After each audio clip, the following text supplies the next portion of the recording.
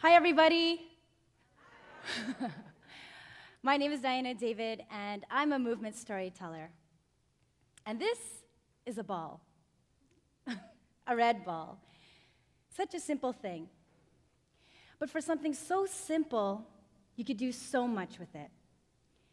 You could roll it. You can spin it. You could flip it. And you can balance it. This, ladies and gentlemen, is called contact juggling. And this ball changed my life. Ever since I was little, I loved and was so fascinated by how things moved. With objects, machines, and even the human body. I guess that's why I dance so much. You see, I grew up always dancing. Oh yeah, oh, MC Hammer, you know that one. But my dad said, that is a hobby. You need to get a career. So, I became a mechanical engineer, not electrical. It's about the same thing. You see, I thought my parents wanted me to get a job. I grew up in Edmonton, Alberta. Woohoo, Edmonton! Wait for the story. I grew up in a very traditional Filipino upbringing where their definition of success was to get a good education, stable job, and raise a family. So I pursued that. So after high school, I got a degree, and then I flew off to San Francisco for my first job as a mechanical engineer.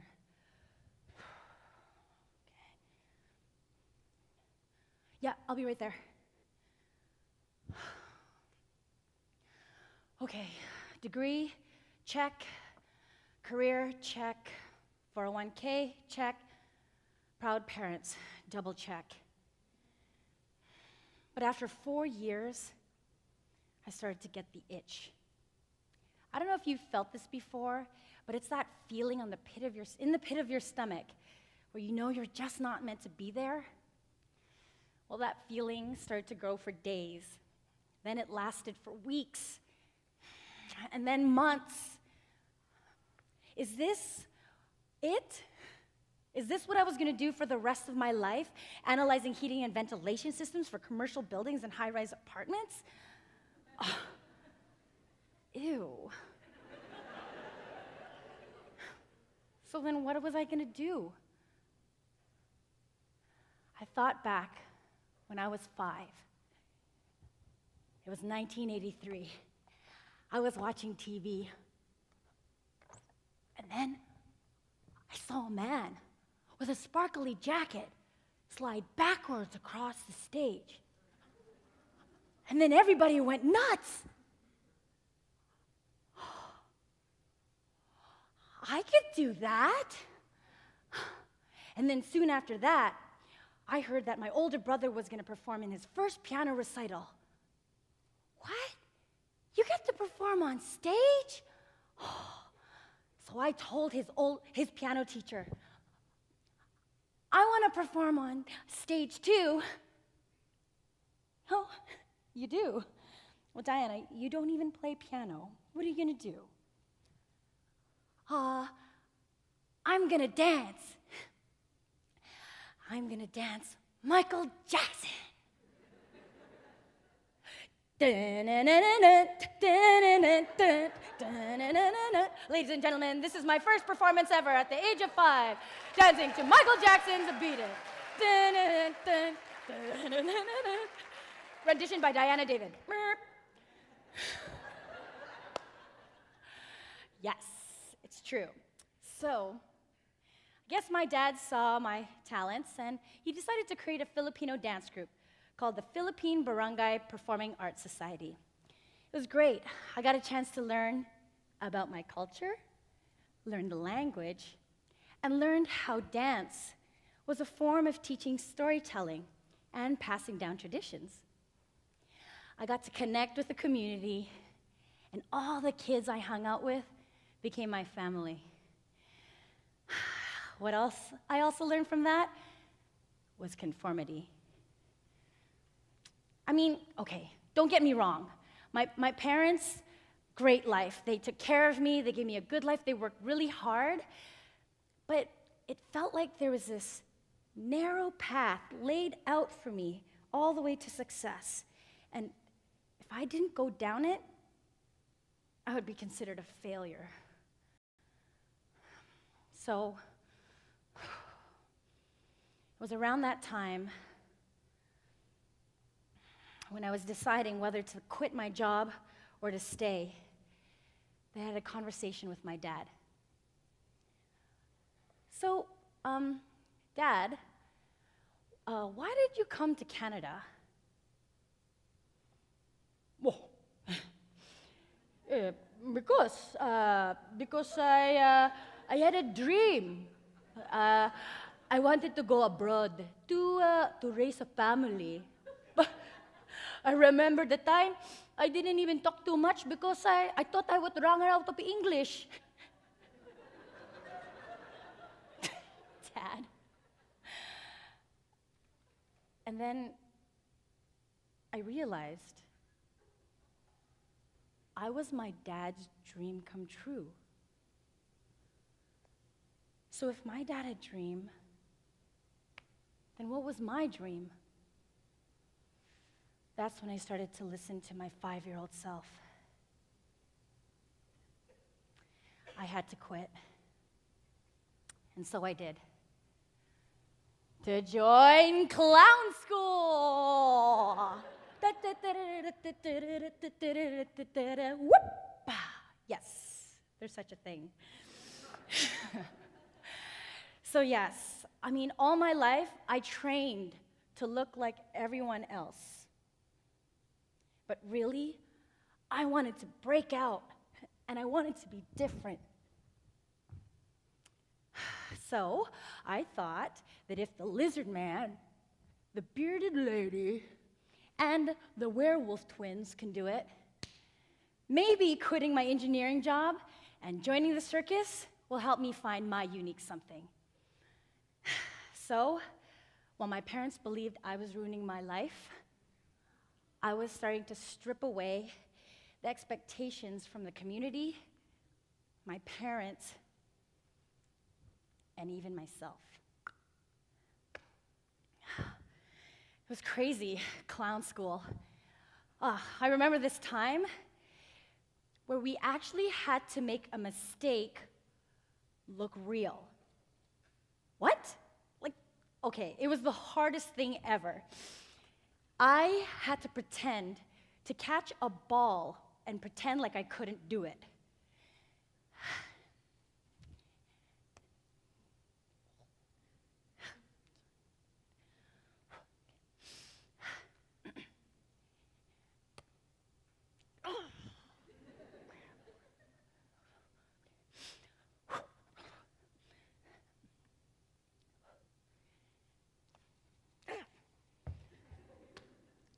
I mean, honestly, it was the hardest thing. I even remember crying so much because it was so hard for me. I couldn't do something, I wasn't good at being bad at something. Because, honestly, really, making a mistake on purpose, being raised as an engineer, being raised in a traditional background and so strict rules, failure was never an option. But I stuck through it. I learned to not take things so seriously. To remember to play again. Ow! Why you... Oh. And that mistakes can actually be material. And to find the joy in the simplest things.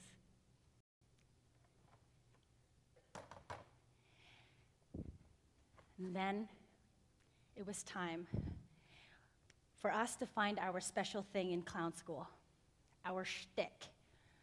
All right. Well, some were doing magic, some were tossing clubs, some were doing face painting. I mean, Yeah, I could dance, but I didn't think it was enough.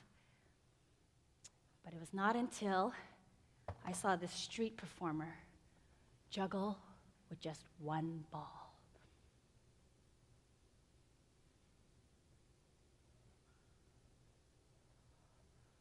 I had never seen anything like it before.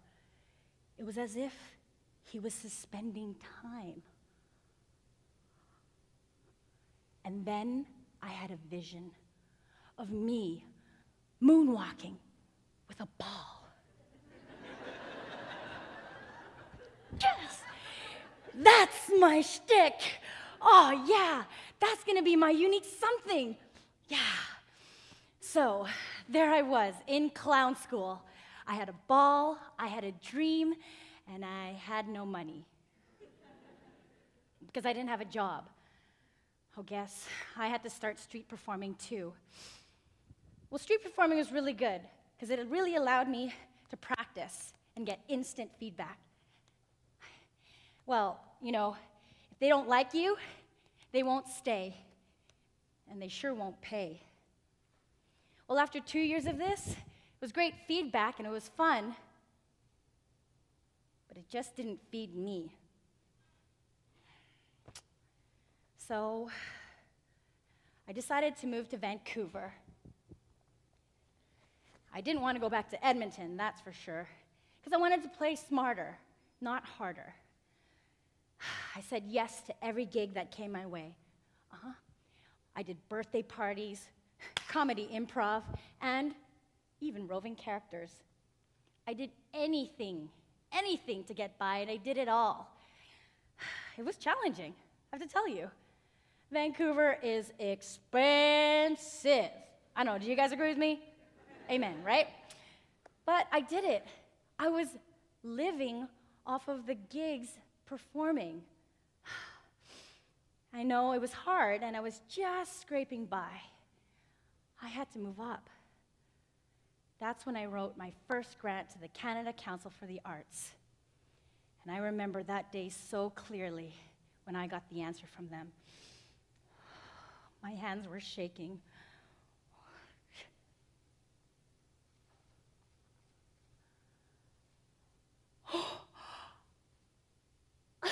I had never seen a check so big with my name on it.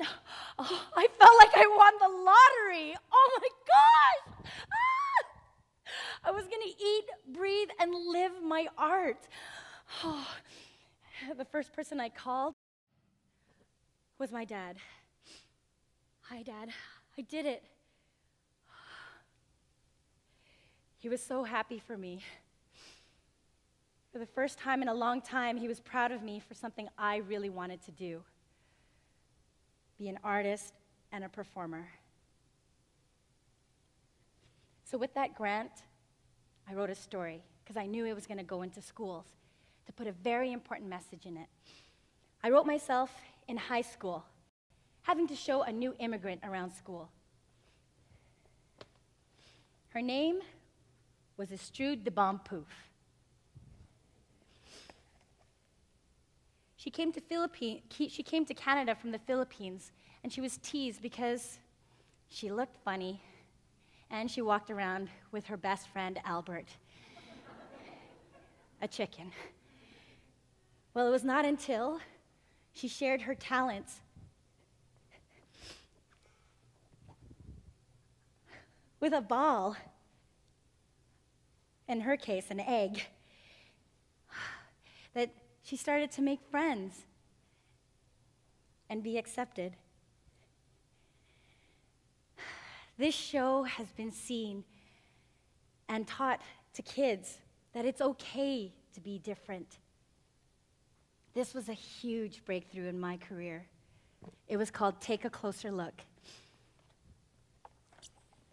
It had been seen by over 70,000 kids and adults. And I knew there was something I had found. For Estrude, this ball was something she identified with. It was her connector. It was her cool factor. It was that thing that people connected to, even though she was weird and awkward. And for me, this ball became my companion on the journey. It became a part of my identity. I was known as a girl with the red ball.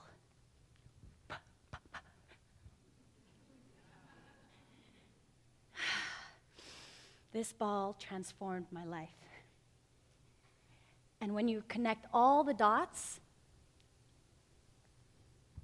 it becomes the stories I get to tell you today. So, let me ask you, what's your red ball? Is it a paintbrush? Is it a computer? Is it a camera? Smile, everyone. Instagram. Or your body? Or maybe just an idea to share. What would your 5-year-old self tell you it wants to do? What fascinates you? What moves you? What's that special talent that you want to share to the world, no matter what it is? I used to feel really selfish for doing something I wanted to do. But in this pursuit of happiness, I learned that if you do the things you love, it only inspires others to do the same. So, in your pursuit of happiness, I hope that you could take some of these tools I learned along the way. Number 1, remember to play. Woohoo! To expand your imagination. And remember that mistakes are magical. And just roll with it. Number 2, remember to practice.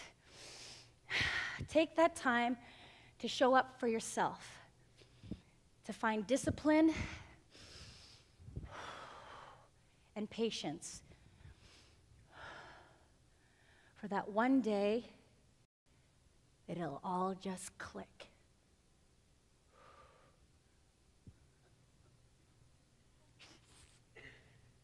Yes! Yes! And number 3, perform. Share yourself to the world and experience that feeling because you are a contribution. And lastly, number 4, persevere. To never give up in writing the story